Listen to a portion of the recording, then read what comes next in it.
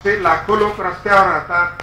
मी डोंगरी मध्य मुंबईच्या डोंगरी भेंडी बाजारच्या याच्यात 10-15 वर्ष काढलेली. तिथं ते लोक त्यांचं सगळं आयुष्य रस्त्यावर कठड्यावर असं सगळे कपडे घातलेले वगैरे सुकत धुणं बिणं काही नाही. त्यांची लग्न रस्त्यावर लागलेली बघितली आहेत. आणि त्यासाठी तेव्हाही माझी 15-20 वर्षापूर्वी थोडंसं वास्तव तुमच्या इथलं तुम्हाला निवारे चांगले आहेत. थोडं तुम्ही असे जे लाखो लोक या संबंध महानगरांमध्ये आहेत की ज्यांना आता इथून पुढे घर वगैरे या गोष्टी परवडणाऱ्या नाहीत आणि अनधिकृत झोपड्या देखील उभारणं वगैरे त्यालाही बंदी आलेली आहे. त्यातलं हे सूर्यसुक्त आहे बघा. माधवीताई ही कविता जरा आपल्यासाठी तुम्हाला सांगतो. आपण सगळे 35 कोटीतले सगळे या देशातले 35% सुखवस्तू लोक आहोत, इन्शुअर्ड लोक आहोत. त्याच्या पलीकडे आपले लोक आहेत. आपल्याला वाटतं हिंदवडी म्हणजेच सगळं आहे, हिरानंदानी म्हणजेच सगळं आहे, म्हणजे सगळं नाही. त्याच्या पल्याड फार मोठं एक खतखत आहे, काहीतरी एक खतखत आहे. त्याची आत हे आहे बघा ना. आम्ही पेटवतो चुली शिमला फळांच्या रिकाम्या पेट्या फळकुटे फळवून. आम्ही पेटवतो चुली शिमला फळांच्या रिकाम्या पेट्या फळकुटे फळवून आणि भासतो भाकऱ्या खदखदवतो रस्सा अल्युमिनच्या पातेल्यात सूर्याच्या साक्षीने उघड. सूर्याच्या साक्षीने उघड. आमच्या चुलीचा धूर अडवू शकत नाही त्रिबेरो, अडवू शकत नाही त्रिबेरो. तो जातो सरळ अवकाशात श्रीहरिकोट्याच्या अग्निबाणासारखा, श्रीहरिकोट्याच्या अग्निबाणासारखा. तुम्ही धंदडत तत्तड करत नाचत जाता रात्री बोडख्यावर बत्त्या लावून. फुलांच्या मोटारीतून नवरा नवऱ्या नेता मिरवत आणि पैसे नोटा उधळता आमच्यावर, पैसे नोटा उधळता आमच्यावर. तुम्ही स्टेशना प्लॅटफॉर्म बांधता आमच्यासाठी.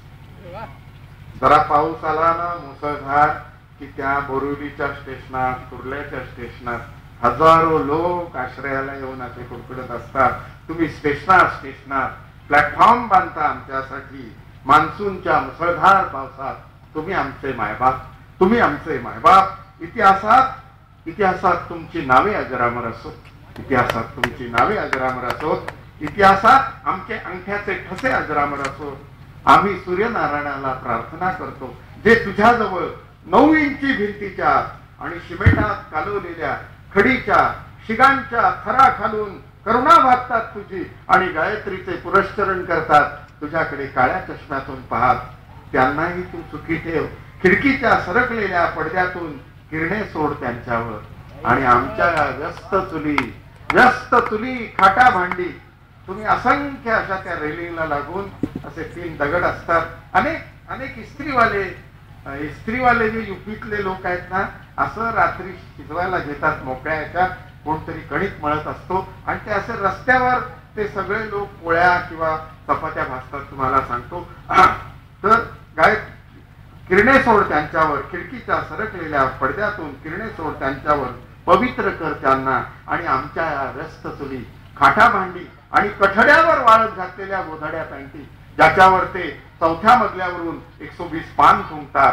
त्यांना तू रोज पवित्र कर, त्यांना तू रोज पवित्र कर. आणि जमलेच तर थंडीच्या दिवसात 1-2 महिने रात्रीचा पण उगव, 1-2 महिने रात्रीचा पण उगव. म्हणजे आमच्याही मुलाबाळांना त्राण येईल, ऊर्जा मिळेल. ॲल्युमिनची पातेली घेऊन फिरण्याचे दुसऱ्या दिवसासाठी, ॲल्युमिनची पातेली घेऊन फिरण्याचे. परवा उन्हाचा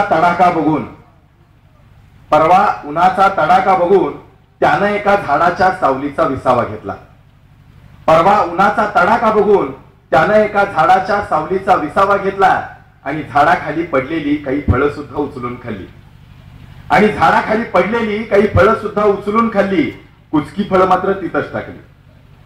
कुचकी फळं मात्र तिथंच टाकली. उन्हाचा तडाखा कमी झालेला बघून त्यानं क्षणभर विचार केला.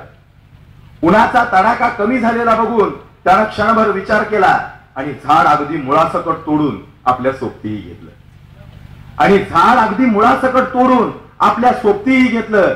आता झाड रोज एकदा जळत असतं त्याच्या चुलीत त्याची भाकरी भाजायला. आता झाड रोज एकदा जळत असतं त्याच्या चुलीत त्याची भाकरी भाजायला.